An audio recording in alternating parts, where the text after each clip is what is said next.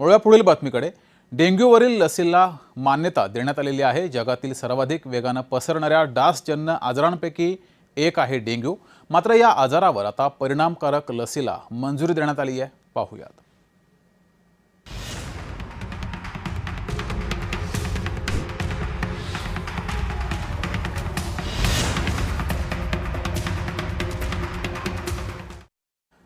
तर भारताने डेंग्यू विरुद्धच्या लढ्यात मोठं पाऊल टाकत देशातील पहिल्या डेंग्यू प्रतिबंधक लसीला मंजुरी दिली आहे। जपानच्या टाकेडा फार्मास्युटिकल्स विकसित केलेल्या कुंडेगा या लसीला भारतीय औषध महानियंत्रक यांनी बाजारपेठेमध्ये वापरासाठी अधिकृत मान्यता दिली आहे। यामुळे भारतामध्ये डेंग्यूपासून बचावासाठी प्रथमच अधिकृत लस उपलब्ध होणार आहे।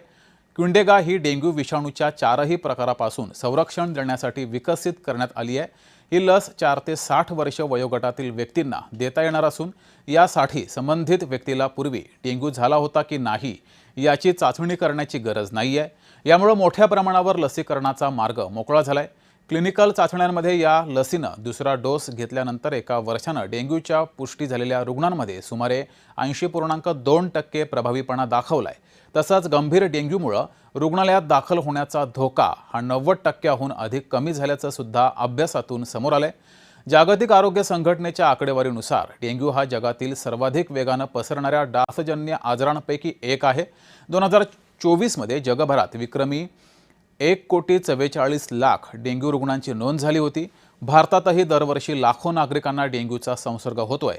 वाढतं शहरीकरण, हवामान बदल आणि डासांच्या वाढत्या प्रादुर्भावामुळे हा आजाराचा धोका वाढत चाललाय।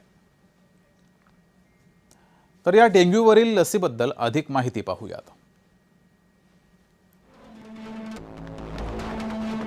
ही लस वयोगट 4 ते 60 वर्ष या वयोगटातील नागरिकांसाठी, मुलांसाठी असेल।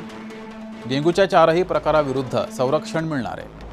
पूर्वी डेंग्यू झाला नसला तरी लस घेता येणार आहे। 2 डोस घ्यावे लागणार आहेत। सुमारे 80% प्रभावी संरक्षण डेंग्यूपासून होणार आहे। गंभीर डेंग्यूमुळे रुग्णालयात दाखल होण्याचा धोका हा 90%पेक्षा अधिक कमी होईल। WHOनं शिफारस केलेली ही लस आहे, त्यामुळे सुरक्षित आहे। भारतामध्ये उत्पादनासाठी बायोलॉजिकल ई सोबत भागीदारी करण्यात आली आहे। लस घेतल्यानंतरही डासांपासून बचावाचे उपाय हे मात्र आवश्यक आहेत, ते करावेच लागतील। स्वच्छता आणि डास नियंत्रण हेच डेंग्यू प्रतिबंधाचे प्रमुख उपाय आहेत। तर मुंबईच्या कामा रुग्णालयाचे उपअधिष्ठाता डॉक्टर तुषार पालवे यांनी डेंग्यूवरील लसीबाबत अधिक माहिती दिली आहे, ती पाहूयात। मागच्या वर्षी 2025 मध्ये 1.25 लाख पर्यंत केसेस इंडियामध्ये रजिस्टर झालेल्या आहेत डेंग्यूच्या।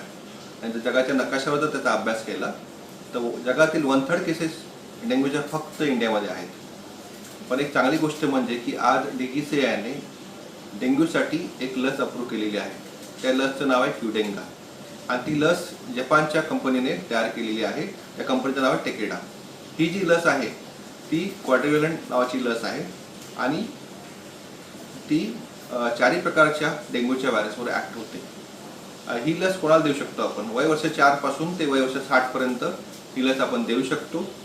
या लसीचे 2 डोस आहेत। 3 महिन्याच्या अंतराने हे डोस द्यावे लागतात। या लसीचं आतापर्यंत बाकी देशांमध्ये वापर चालू केलेला आहे। उदाहरणार्थ ब्राझील, इंडोनेशिया, मलेशिया या बऱ्याच ठिकाणी आणि अर्जेंटिना या लसचा वापर ऑलरेडी चालू केलेला आहे। आणि तसेच WHOने या लसीला जो राष्ट्रीय इम्युनायझेशन प्रोग्राम आहे त्याच्यात इन्क्लूड करण्यासाठी मान्यता दिलेली आहे। ही लस घेतल्यानंतर पुढील 12 महिने आपल्याला डेंग्यूपासून जे हॉस्पिटलायझेशन होतं त्याच्यापासून बचाव होतो 80% केसेसमध्ये। तसेच 90% केसेसमध्ये ICU ॲडमिशनपासून याचा बचाव होतो। तसेच पुढील ही लस पुढील 4 वर्षापर्यंत सुद्धा ॲक्ट करते, त्याच्यामुळे ही लस घेणं महत्त्वाचं आहे। पण एक महत्त्वाची गोष्ट म्हणजे लस घेणं म्हणजे डासांना कंट्रोल करणं असं नाही आहे। डासांना कंट्रोल करणं गरजेचं आहे आणि तसेच लस घेणं सुद्धा गरजेचं आहे। जे हारिस लोक आहेत त्यामध्ये ही लस घेणं तर खूप महत्त्वाचं आहे आणि लस लवकरच ही बाजारात अवेलेबल होईल। यासोबतच जयम विशेषमध्ये वेळ झाली तेच थांबण्याची. ताज्या बातम्यांसाठी बघत राहा जय महाराष्ट्र.